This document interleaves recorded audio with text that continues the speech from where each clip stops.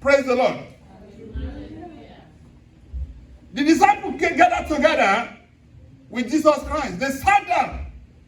They said, Jesus, teach us how to pray. We want to know how to pray like the disciple of John the Baptist. And he sat down with them and said, in Matthew chapter 16, verse 12, he said, our Lord who is in heaven, stay like that. Hallowed be your name. May your kingdom come. May your will be done on earth as it's been done in heaven. When he get to verse 12, he said, forgive us our trespasses, forgive us our sin, as we forgive those who sin against us.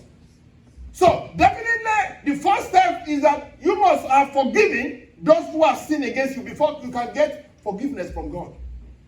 You understand what I'm talking about?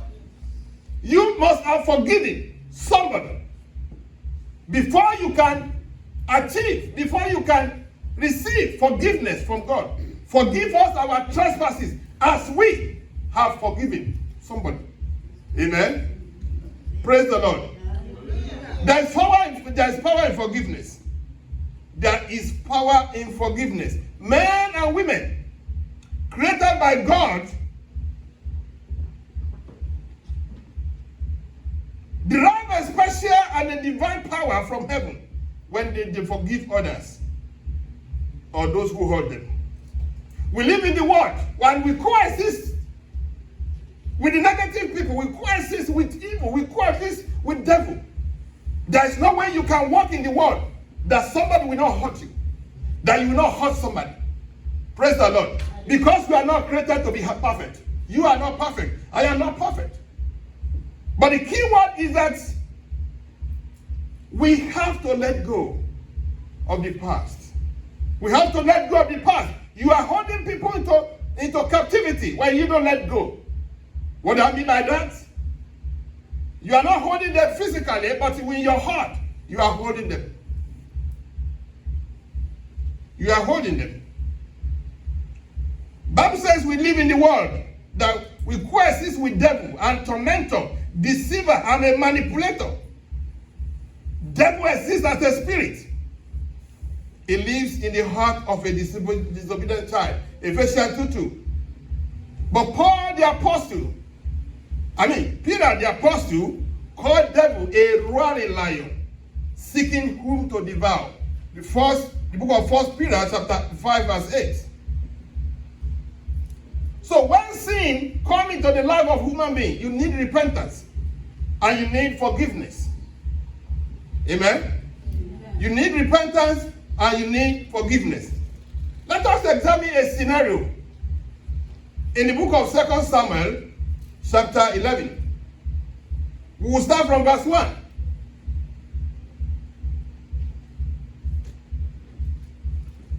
Second Samuel chapter 11 verse 1. And it came to pass after the year was expired, at this time when the king go forth to battle, and David sent Jacob, Joab and his servant with him, and all Israel, and they destroyed the children of Ammon and besieged Rabbah. But David tarried still at Jerusalem. Tarried still at Jerusalem. I want you to underline that. What does that mean? David became idle. That is the season of the year in which the king must go out to fight. The king must go out to battle at that time, at that season. But David sent Joab. He delegated the power to Joab, his commander-in-chief. And he sat down in the house. He became idle. I said, devil find job for an idle hands. If your hands is idle, devil will find a job for you. You will be a drawing table. You'll be a drawing board for devil. So that means you must find something to do. You don't be idle. When you are idle, then you begin to think of evil things. Amen? Like David was a warrior. He was a king. He was a powerful king. But he decided to stay back. He doesn't go to war. Then he became a drawing board for devil. He was walking around on the top of his palace. Praise the Lord. Idleness. Idleness is sickness, is disease. So, verse 2, he said, it came to pass in the evening tide that David arose from his bed and walked upon the roof of his house. And from the roof he saw a woman. He saw a woman. He saw a woman. The loss of eyes. The loss of eyes. He saw. Amen? He was walking around and he saw a woman. And his eyes now ministered to him the beauty of that woman. I said, wow, this woman is beautiful. Who is this woman? Taking shower there. He was at the top of the roof. And he was looking at everything down. I said, wow, that's a beautiful woman. Then immediately, instantaneously, his heart communicated to him and said, you must have that woman. Adultery. Praise the Lord. Your eyes will first of all see before you commit adultery. When you see, then you communicate within yourself. And when you communicate within yourself, then you get in trouble. Then the sin will erupt. The sin will come to you. Praise the Lord. Jesus Christ said in one of his teaching, he said, if a man is not a man alone, I wonder why Bible use men a lot. It's a woman, man and woman. If anyone look a woman lustfully, if any woman look a man lustfully, they are committing sin in their heart. So it is vice versa. Praise the Lord. So the loss of the eyes. David engaged in the loss of the eyes and he committed adultery in his heart. He looked at Bathsheba lustfully. Amen? He looked at her lustfully. Verse 3, he committed the act of sin. What did he do? He sent for the woman. He was a king. He said, go and bring that woman for me. That woman on that street, I saw her. Go and bring her. And you know, king has the authority. He has all absolute power, which corrupt absolutely in those days. They can do and undo. If they ask you to bring your wife, you refuse, they won't go kill you. They have the power to do that. Nobody challenged them. Not today. Amen? The king cannot go to jail in those days. They cannot be arrested. They cannot appear in the court. Because they rate them as somebody that is above the law. So he sent for that woman. Go and bring her for me. And when they brought the woman, not only bringing the woman, he allowed the woman to spend nights in his house, in his palace. You know what that means? He first of all committed adultery in his heart. And he committed an act of adultery. Praise the Lord. So, in the course of covering up, number 4 is the act of covering up. In verse 14, it came to pass in the morning that David wrote a letter to Joab and sent it by hands of Uriah, and wrote it in a letter saying, set ye Uriah in the forefront of the hottest battle, and retire ye from him, that he may be smitten and die. He took his wife. The husband of that woman called Bathsheba was Uriah. He was at the battlefield. He was fighting for the country. He was a patriot. He was very loyal. And now the king took his wife. And in order to cover up, king sent for him from the battlefield. Call Uriah. Command Uriah to come back home. And Uriah came. The king did everything. Even he make him to drink and get drunk. So that when he get home, he can go and lay with his wife, and what he did will be covered. The man refused to go home. He slept at the gate of the palace. And the king called him the next day. He said, Uriah, why don't you go home and lay with your wife? The man said, my contemporaries are fighting war in the battlefield. How will I go home? That is unpatriotics. I'm a soldier. I don't have to go and sit down in my house and sleep with my wife. As this time, I want to fight the battle, I will win. The king said, okay. Because you did not allow me to cover up my sin, I'm going to kill you. Another sin. Then he wrote a letter. You know how stupid people are in those days. You can't give me a letter then to go and give to somebody. I'm going to open it and check it out. Uriah did not open the letter. The king wrote the letter and sealed it. His death warrant, his death message, he gave it to him. He said, go and give it to your commander in the battlefield. And the king wrote in the letter that, please, Joab, the commander-in-chief, put this man in the battlefront and withdraw all other soldiers so that he will be by himself, so that I can get killed. You see the wickedness of man. Praise the Lord. Hallelujah. They are showing you that the people of the Bible time, they were not perfect.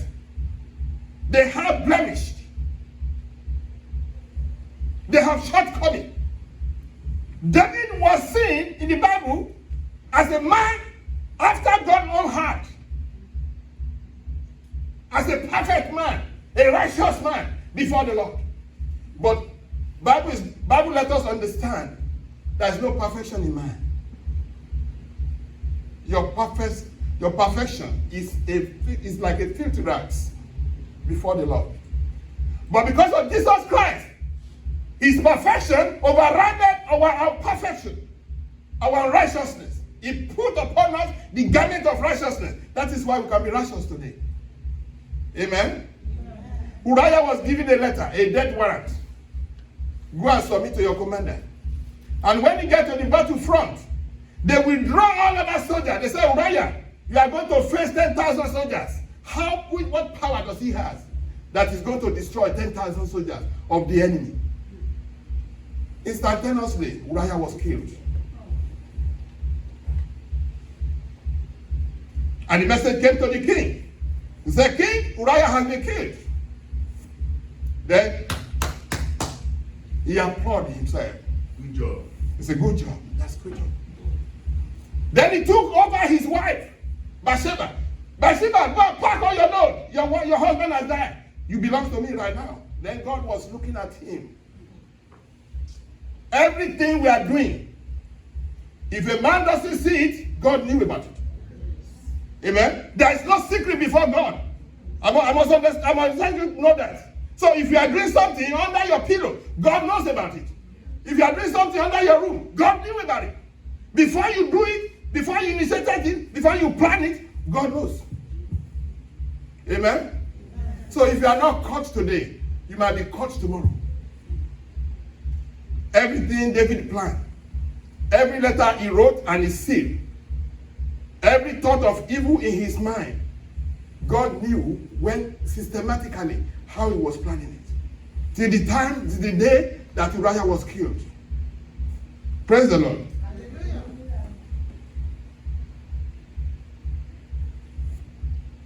Power in forgiveness. Power in forgiveness. I want you to know something today. There is no degree of sin.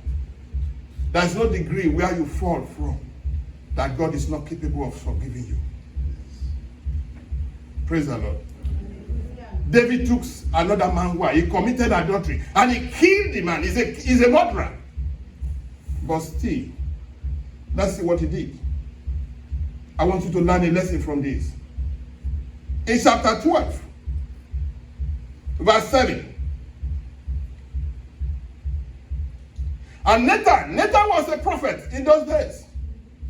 Said to David, Thou art the man, thus said the Lord, God of Israel, I have anointed thee king over Israel, and I delivered thee out of hand of Saul.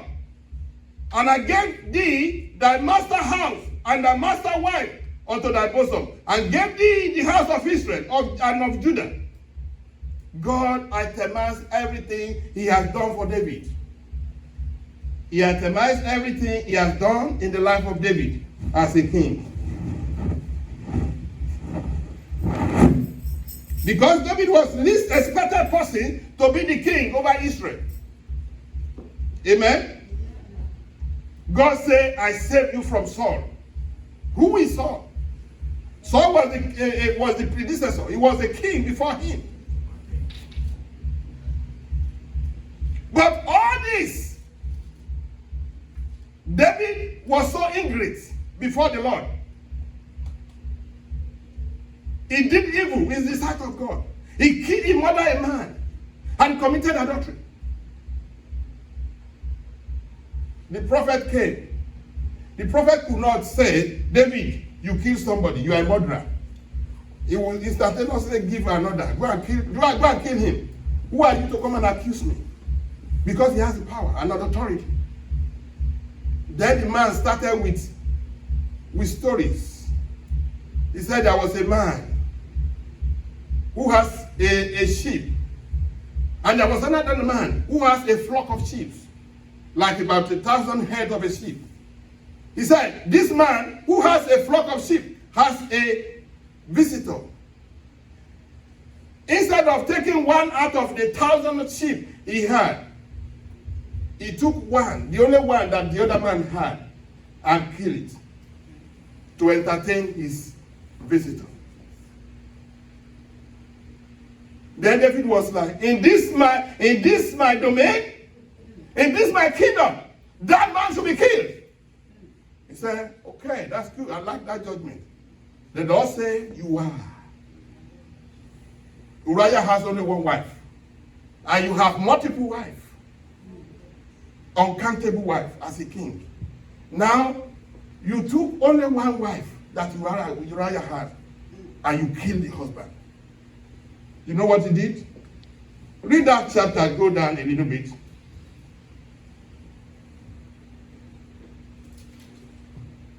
In verse 13, David says something that was so significant before the Lord. Verse 13. And David said unto Nathan, I have sinned. That is the power of conversion. I have sinned against the Lord. And Nathan said unto David, the Lord has put away your sin, but thou wilt not die. The absolute power in that confession has actually seen David out of sin. The power of remorse. The power of sober reflection on what he did. He reflected on it and like, I have sinned against God. And God looked at that genuinely. Amen? Genuinely. He confessed his sin. David confessed his sin and became remorseful before the Lord. He submitted himself. He humbled himself as a king. He dropped down from the throne and sat on the floor. Let's go to Psalm 51.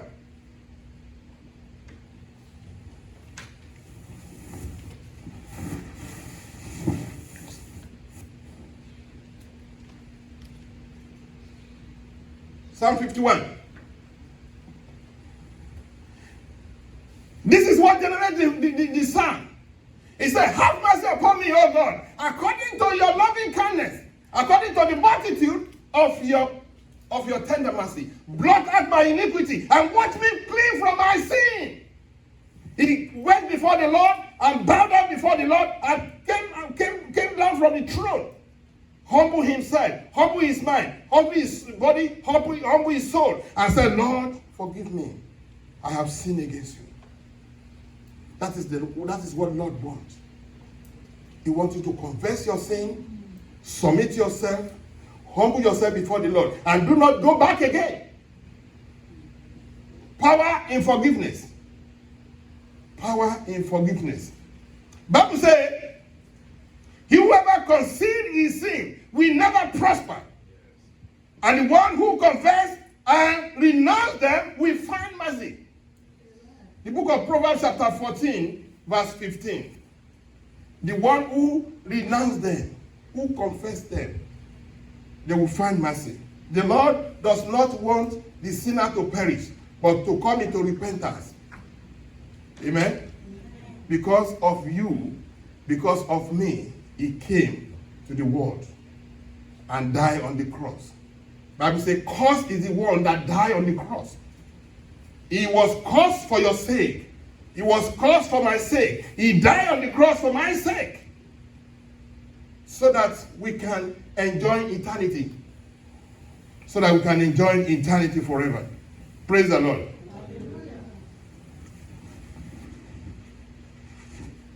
Why do we use the scenario of David? I brought him so that you can understand the power in forgiveness. There is no hierarchy in which you fall for sin's sake that God cannot redeem you. Praise the Lord. That God cannot redeem you. Only what he wants from you is confession.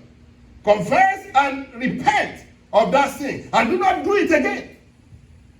Do not allow your dog to go back to his vomit. Confess it, forsake it, and let go. And move on with God.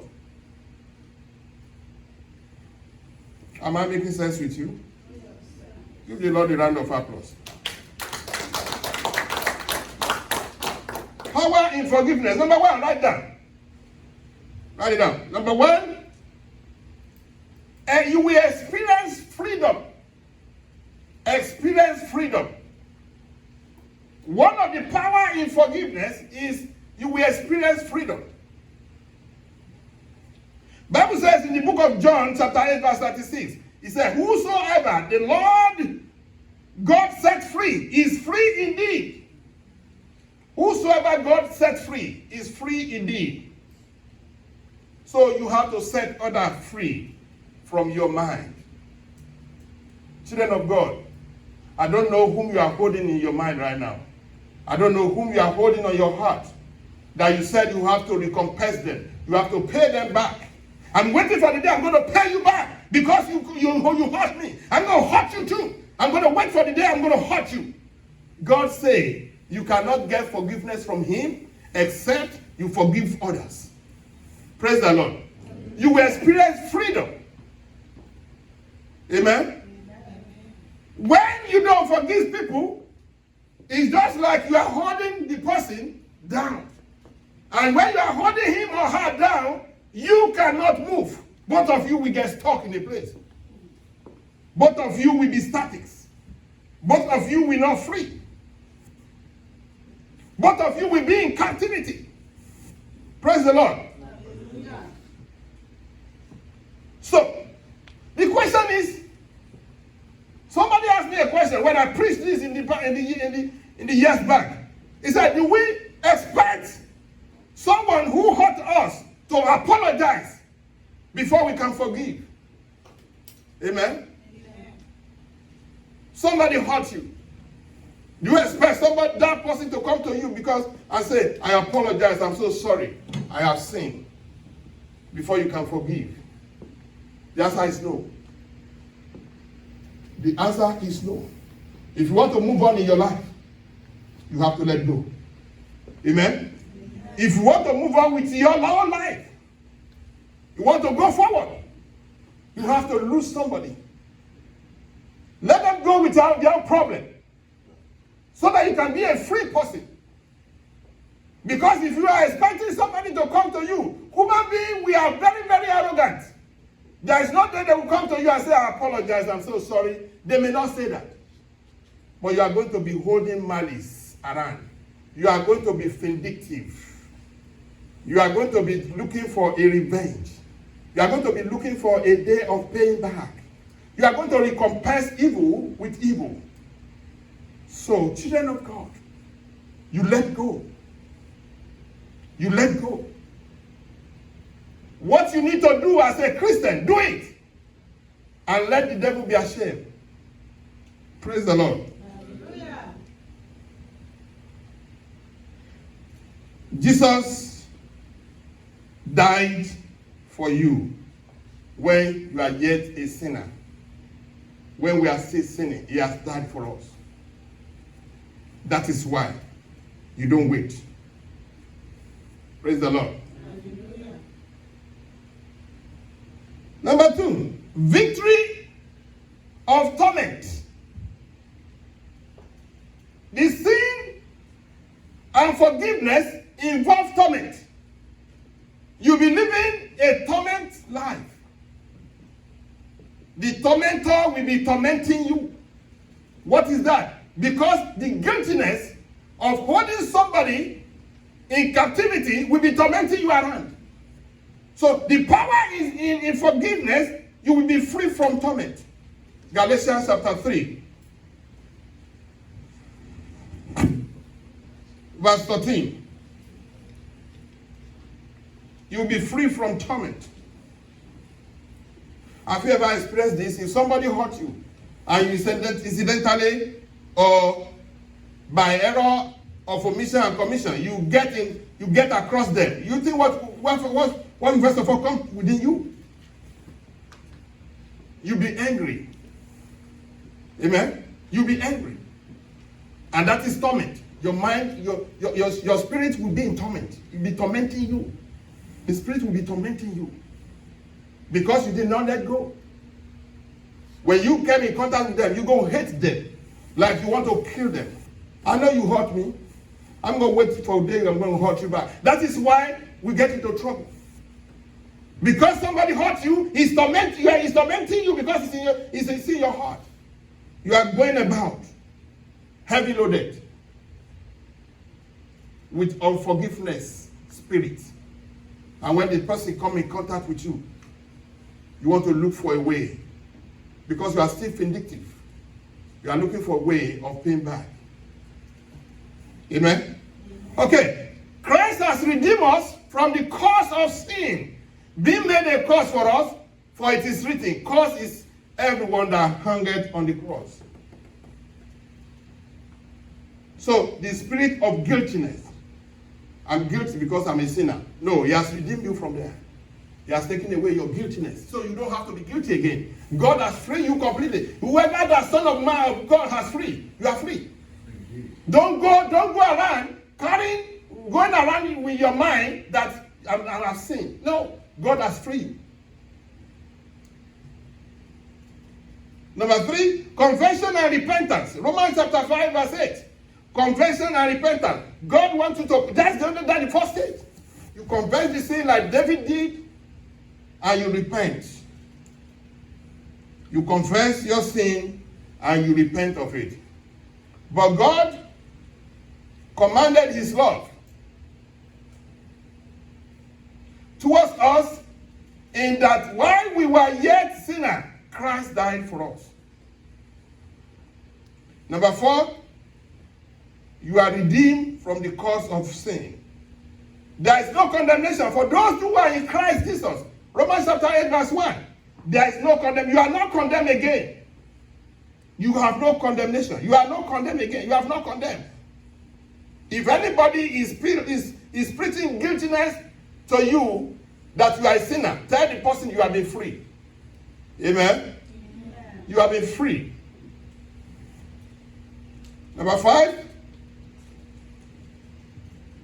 Am I right? Okay. It rekindle our relationship with God. It rekindle our relationship with God. It rekindle our relationship with God. It puts gas into a slow dying fire of our spirit. Psalm 51, David said, Lord, restore me. Restore your spirit in me. Let your spirit be restored in me. Let your spirit be restored in me. Amen? Amen. You are too quiet. Amen. Praise the Lord. Hallelujah. Is that too hard? No. Huh?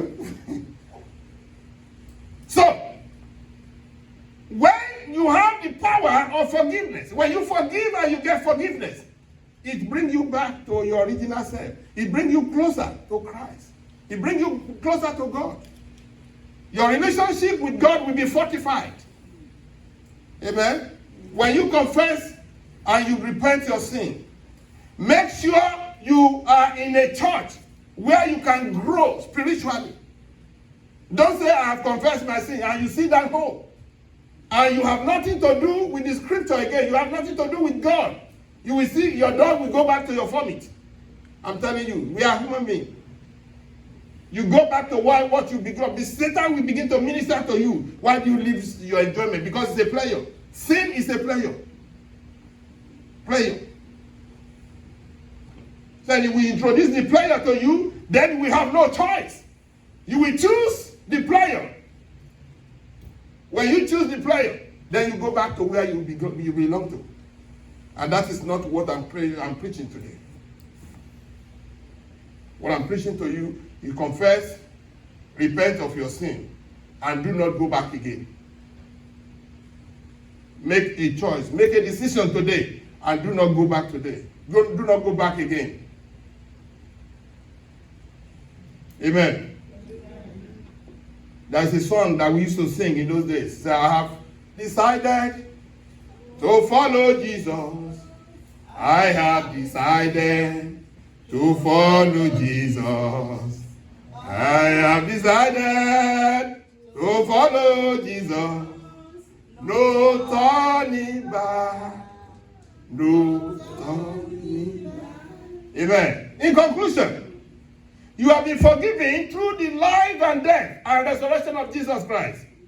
You are a beloved son of God. His peace shall reign in your life. You are free from sin and walk in the freedom. God bless you. Amen. Let's rise up. May the Lord bless you. Amen. May his face shine upon you. Amen. May he never leave you nor forsake you. Amen. May the peace of God that surpasses the understanding of man reign in your life. Amen. May the Lord restore everything concerning you. Amen. The glory of God will continue to shine in your life. Amen. Through Jesus Christ our Lord and Savior. Amen. Amen.